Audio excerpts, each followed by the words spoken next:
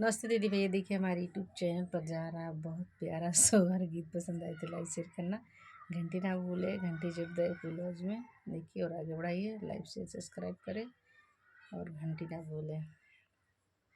सोहर है गीत। सासु भर दिन के हो, सासु भर दिन के महिला बरहिया बाला मुआ खिड़की झाके लगला हो। सासु भर दिन के हो, सासु भर दिन के महिला बरहिया बाला मुआ खिड़की झाके लगला हो। सासु ले तू हो, सासु ले तू अपना हो नातिया बलम के मनवा रखती न हो। सासु ले तू अपना तू नातिया बलम के मनवा रखती न हो।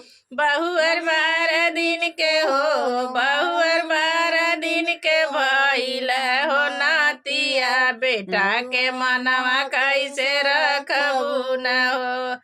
जेठनी 12 दिन के हो, जेठनी 12 दिन के भइल मोर लला नवा बाला मुआ खिड़की झाके लगला हो।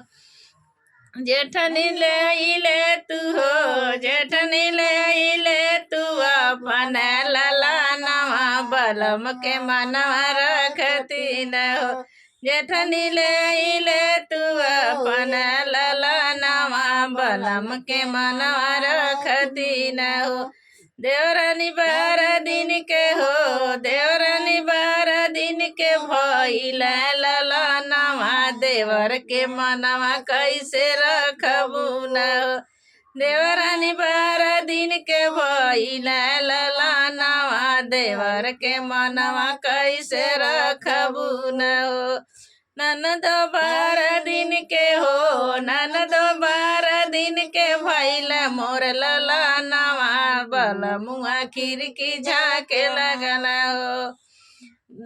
ननद 12 दिन के हो, ननद 12 दिन के भइल लला नवा बलमुआ खिड़की झाके लगला हो।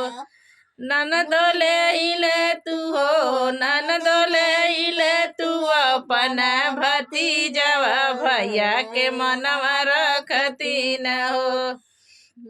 भौजी 12 दिन के हो, भौजी 12 दिन के भइल लला नवा भैया के मनवा कैसे रखबू न हो।